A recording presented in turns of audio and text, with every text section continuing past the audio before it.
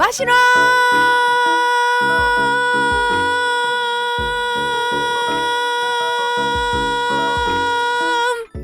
ン、暑すぎんだろうってことで、先日激アツ情報が解禁されましたね。以前の動画で今年バシュロン・コンスタンタンが270周年というアニバーサリーイヤーなんで大注目だよねっていう話をしたんですけれども、早速この記念すべき年を飾る新作が登場しました。それがこの222のステンレススティールモデル。読み方222でいいのか222なのかちょっと正解を知らないので222で行かせてもらいますけど、とにかくもうね、このモデルを首を長くして待っていた方多いんじゃないかと。超絶傑作モデルの復刻ですからね。最初に軽くどんなモデルなのかをお話ししますと、この時計のルーツ、オリジナルの222は1977年のバシュロン・コンスタンタン創業222周年を記念して誕生したモデルです。1970年代といえばロイヤルオークやノーチラスといった元祖ラグスポが誕生した時代で、この222もラグスポ黎明期の傑作ですね。デザインはヨルグイゼックによるもので、ヨルグイゼックの代表作はもちろんこの222になるわけですが、あとはブレゲのマリーンとかですかね。バシュロンのラグスポウォッチといえば今だとオーバーシーズになるわけですが、元祖はこの222なんですよね。で、そんな222なんですが2022年に復刻されていまして、それがこのゴールドモデルですね。これが出た時はかなり話題になりましたよね。そしてステンレスモデルは出ないのかと思っていたわけですが、そこからの今年のステンレスモデルの登場ということで、これはもう興奮を抑えられません。そしたら次に新作のデザインを見ていきたいんですが、第一印象はかなりオリジナルモデルに近い形で復刻されているという風に感じましたね。少し細かく見ていきますと、まずは222のデザインを特徴づけているコインエッジの模様を刻んだベゼル。ヨルグイゼックらしい、一目見てそれとわかるような大胆な衣装ですけど、装飾的すぎなくていいですよね。それからラグスポらしい一体型ブレスレット。ケースからブレスレットまでの流れるような造形がいいですよね。一方でラグスポらしいとは言いましたけど、それほどギラギラしすぎていないのがすごく上品に感じますね。5時のところにある丸太十字もワンポイントになっています。そしてダイヤルなんですけど、マット仕上げのブルー文字盤ってことで、オリジナルはブラックっていう印象だったんですが、こちらの方が爽やかな感じがしますね。あと針とインデックスがオリジナルと若干変わっていて、こちらの方がよりモダンでスポーティーに見えます。サイズは 37mm で既存のラグスポウォッチと比べるとやや小ぶりになっています。さらに厚さが 7.95mm でしっかりめに薄く作られていて、こちらもエレガントさを演出していますね。ちなみにオーバーシーズと比較しますと、オーバーシーズのベーシックなモデルが直径 41mm で厚さが 10.69mm なので、サイズ感は意外と違ってくるのかなと思います。デザインに関して思うのは、バシュロンのホームページにオリジナルの222のノスタルジックで特徴的なデザインはそのままに、ステンレススティールに身を包んだ2025年の新作は現代的なスタイルが際立ちます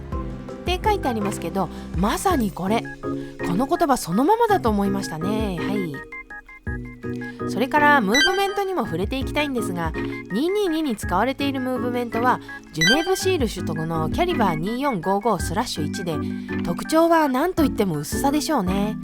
オリジナルの222は自動巻きムーブメントの傑作中の傑作、キャリバー1120が使われていて非常に薄い機械なんですが、キャリバー2455/1も 3.6mm とキャリバー1120の 2.45mm には及ばないものの、しっかりめに薄いものになっていますね。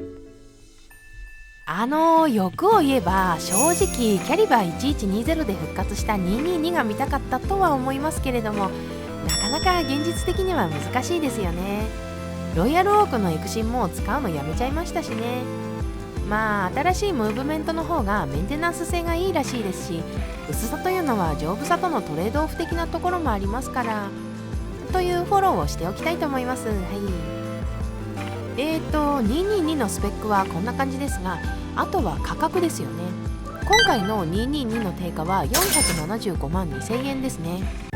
先ほど登場した三振のオーバーシーズが371万8000円なので100万円以上違うんですよね。この価格差をどう捉えるかってところですが、これを見て連想してしまったのがロイヤルオーク。オーデマピゲのロイヤルオークエクストラシンと三振のモデルがあるじゃないですか。あれですね。エクシンが522万5000円、41ミリの三振のモデルが412万5000円なんで、ここも価格差が100万円以上あると。ってなると、まあこの辺の価格を見ると納得感があるかなと思いますね。とはいえ傑作222の復刻モデルですから、価格のこといろいろ言ってる場合じゃねえって感じですかね。はい。ちなみに今回の222もヒストリークシリーズなので限定ものではないようですが、果たして普通に買うことはできるのか、確実に人気は出ると思うので気になるところではあります。ということでバシュロンの2025年記念すべき年の新作222でございました。なんですけど、皆さんにお伝えしたいのはこれだけじゃないんですね。バシュロンのホームページにはこんなことが書いてあります。記念となる2025年はステンレススティール製ヒストリーク222の発表を皮切りに1年を通してお祝いされます。いやでけー！今年はバシュロンから目が離せませんね。まあ超絶複雑系モデルがメインになってきそうではありますけどね。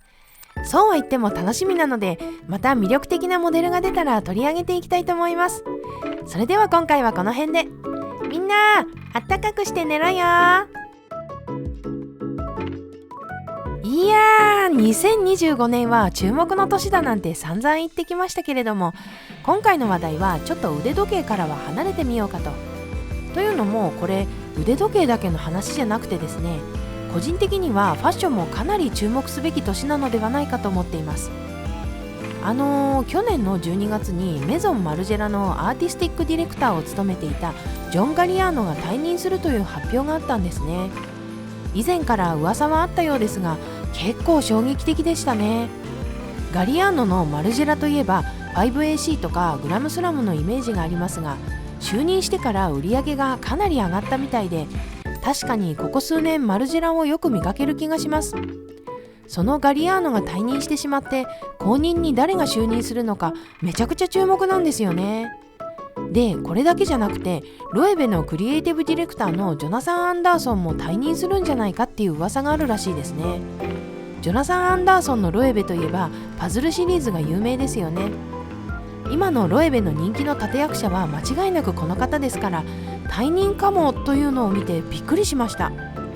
それで後任にはジル・サンダーのルーク・ルーシー・メイヤー夫妻が就任するんじゃないかと言われているそうで、